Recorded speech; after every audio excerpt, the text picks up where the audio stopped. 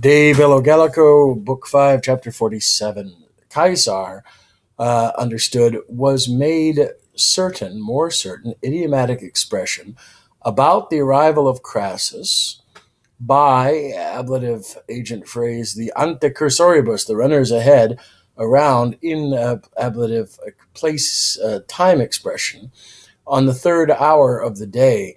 He advances 20,000 of paces, accusative of extent, genitive of part, ablative place phrase on that day. He sets over, takes the accusative and indirect object phrase, Crassus to the Samarobriwai, a Gallic tribe, and he assigns a legion to him. Why?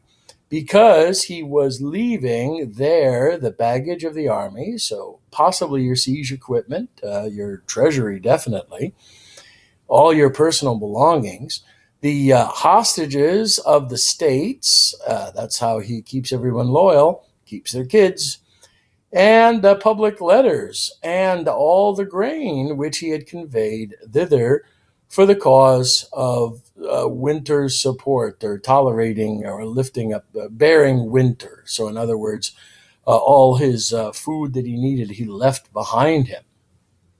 Fabius. Now, this would, of course, be a ut plus subjunctive, but it's not. It's indicative, so it's a relative adverb clause. As it had been ordered, notice it's impersonal, having delayed not so much, accusative probably of extent, although one could say it's adverbial. He meets him, he runs to him with the legion on the march, so Fabius is quick. Labienus, however, let's look at the ablative absolute clause here.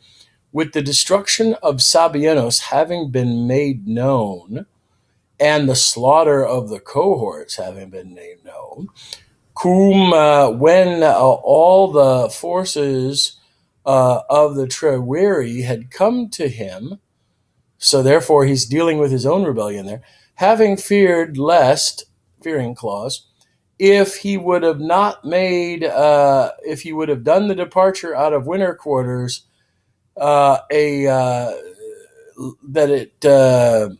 he had made a similar departure out of winter quarters, or a departure out of winter quarters similar to a flight, he would not be able to sustain the attack of the enemy. So therefore all the Treweri had come out, and they had heard about this, and therefore he says, if I go out of winter quarters, it's going to look like I'm fleeing, and then I'm going to get attacked just like Cotta and Sabinus had.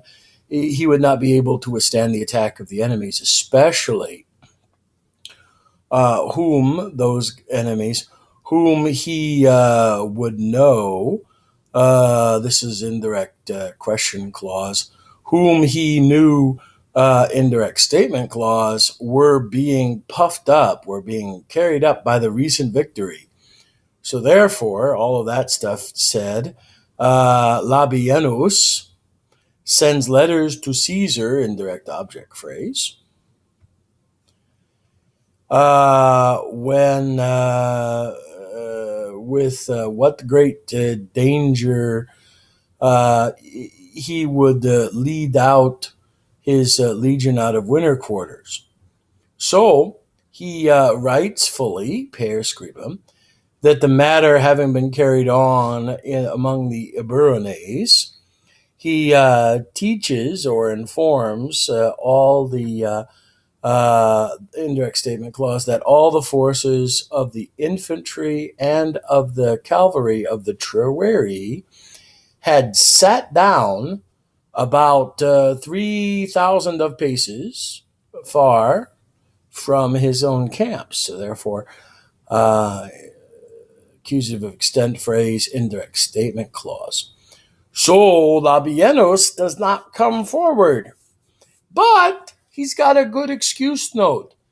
He says that I've got a problem where I'm at right now, because the other guys are swift, but I've got my own problems, because ablative absolute clause, with the destruction of the Sabinus and the slaughter of the cohorts having been made known, when all the forces, and this is probably causal because all the forces of the Troweri had come to him. So the Troweri are trying to get in on this action too. Labienus, having feared that, remember, ne is just like that and ut is not, that if he would have, probably, as we look at it again, contrapositive, indirect, contrapositive or unreal mood, if he would have made a departure out of winter quarters, appositional like a flight, right? Like to a flight, it would be a dative of reference.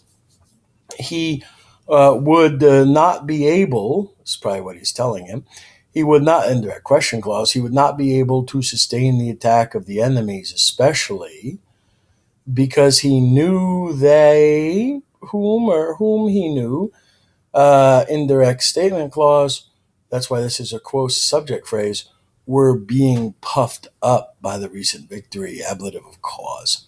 So he dispatches letters to Caesar, and he gives him his excuse, how great the danger is if he win, with how great a danger he would lead out, he was going to lead out the army from winter quarters.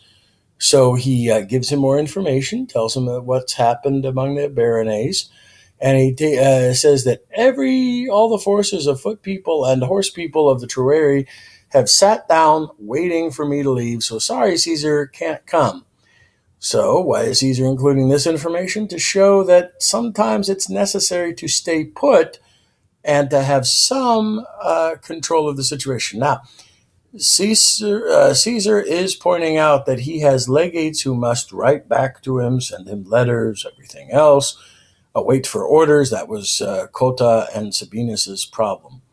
Quintus, however, Quintus Cicero said, I'm going to write back to Caesar on this one, but he still takes the initiative to stay on task. Caesar writes to his other legates to come out there, and they follow through, like Fabius did. Crassus he stations, but Labienus, who's his second in command, is the most powerful guy in the Gallic Wars. He's staying put, and this is why, because of the situation. So I've got all these guys outside waiting to kill us if we leave.